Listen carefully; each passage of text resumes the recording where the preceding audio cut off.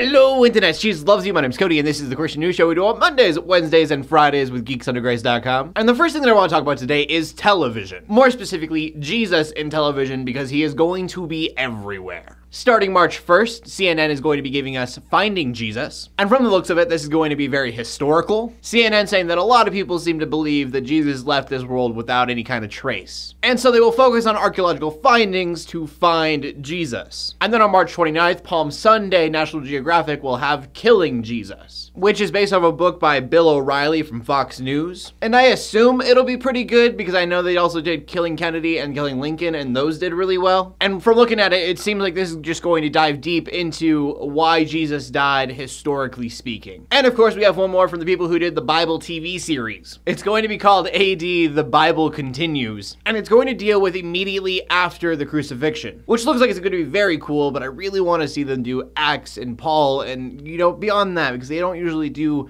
that kind of stuff. Also, AD comes out Easter Sunday, so that's pretty cool as well. And so I'm excited for all the Christian TV shows that are coming out, but it makes me really sad that it has to be a seasonal thing. I mean, why can't we have good quality Christian television, you know, year round? Next up, I wanted to talk about a new statistic. Some have been kind of worried because church construction is at its lowest point since 1967. And so you would think that that means less churches, but I don't really think that's the case. I know that home churches have been on the rise, and that's where people have church at their house with their community, which I think is very cool, very biblical. But you also have churches online, which has been a really big deal lately. Like, you actually watch church streamed on your computer, and some people even have a chat thing so you can chat with church members while church is going on. And what I think is one of the biggest reasons is that churches seem to be makeshifting other buildings to use as their church. And I don't know if that's true or not, because I don't know if that is a thing that happens all over the United States, but it's definitely something that happens here in Denver. From theaters to warehouses to a concert hall in a theme park. It seems like that's the thing to do with churches lately, is have them in really old buildings. But I don't know, you guys tell me, we go on to the next story of the day. And our final story of the day is kind of an alarming one. Al-Shabaab is another Islamist terrorist group linked to Al-Qaeda. We haven't really talked about them before. And they have threatened the Mall of America along with malls in Canada and the UK. And so because of this, of course, Mall of America has heightened their security. And I completely understand that. Do not get me wrong, I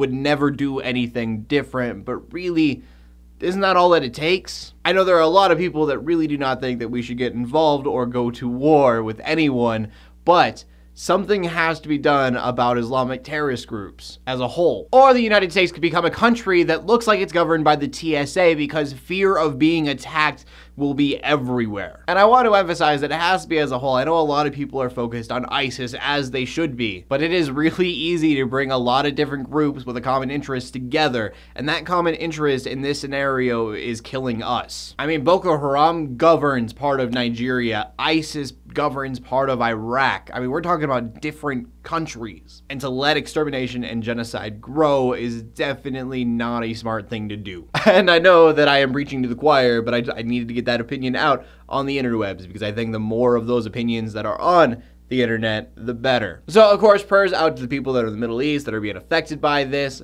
If you live in the United States, stay warm, because most of the United States is getting kind of cold. And we end today's show with the question of the day: why do you think that church buildings are not being built as frequently anymore? I want to know what you guys have to say, so please leave a comment in the comment section below with your answer. Make sure you check out geeksundergrace.com for all sorts of geeky content that's fantastic. My name's Cody, Armour, Christian news in a not so boring kind of way, every Monday, Wednesday, and Friday. In closing, let the haters hate, let the Christians pray. And to everybody, like, subscribe. I will see you later, and God bless.